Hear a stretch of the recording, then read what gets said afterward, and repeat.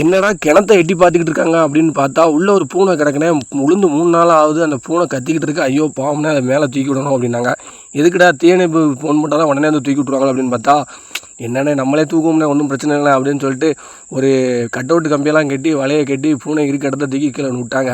ஆனால் அந்த பூனை ஐயோ பாவங்க அது உள்ளே கெதிக்குன்னு பார்த்து அவங்க ஆசைப்பட்டு உள்ளே விட்டா அது பயந்து போய் ஒரு சோத்தோடு வச்சு பயந்து போய் ரொம்ப பரிதாபமாக ஒரு சொத்தோடு வச்சு உட்காந்துருக்கு. சரி என்ன தான் செய்யணும் அப்படின்ட்டு அதையும் பயங்காட்டி பார்த்தோம். உள்ள வலைக்கில் எப்படியா வந்துருமான்ட்டு கல்லை கொண்டு எறியும் பார்த்தோம், தண்ணியை கொண்டு ஊற்றி பார்த்தோம். ஆனால் பூனை தான் பயிரதை தவிர அந்த வலைக்குள்ளே வரவே முடியும். இருக்க ஒட்டிக்கிட்டு அந்த சோறு உரமாக இருந்துச்சு. பாவமே பார்க்கமா இருந்துச்சு. எவ்வளோ பயத்தோடு இருந்தால் அந்த பூனை அப்படி இருக்கும் அப்படின்னு பார்த்தோம். அதுக்கடுத்து ஒரு வழியாக உள்ள ஒரு ஆள் இறங்கி லேசாக கம்போச்சு தட்டினாரு. தண்ணிக்குள்ளே கிழிச்சிட்டு தண்ணிக்குள்ளே கிழிச்சது மட்டுமா அவரும் சுற்றி ரவுண்ட் அடித்தா அங்கனி கடிச்சா. ஆனால் பூனையை பிடிக்கவே முடியல. லாஸ்ட்டு தன்னால் தவிச்சு பூனை கிறங்கினோடனே தன்னால் கையில் பிடிச்சாச்சு. பிடிச்ச உடனே வலையில் தூக்கி போட்டோம். மொதல் ட்ரிப்பு மலையில் தூக்கி போட்டதும் பாதி காடு கீழே மேலே வந்துடுது.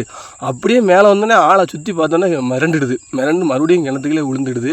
சரி ஓகே பரவாயில்ல அப்படின்ட்டு 2வது ஆட்டே உள்ளே இறங்கி அப்படியே மறுபடியும் பூனையை பிடிச்சி பையா அதுவும் பல சிரமங்கள் பட்டு பிடிச்சாங்க. பிடிச்சி மறுபடியும் அந்த வலைகளை தூக்கி போட்டோன்னே அதுக்கப்புறம் 2வது முயற்சியாக பண்ணோம். அது ரொம்ப வெற்றிகரமாக வந்துச்சு. மேலே வரைக்கும் கட்டி தூக்கி விட்ட உடனே அந்த பூனை சந்தோஷத்தை பார்க்கணும்.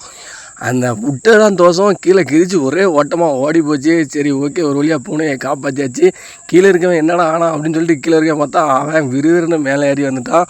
ஒரு வழியாக பூனையை காப்பாற்றிச்சிங்க. மீதி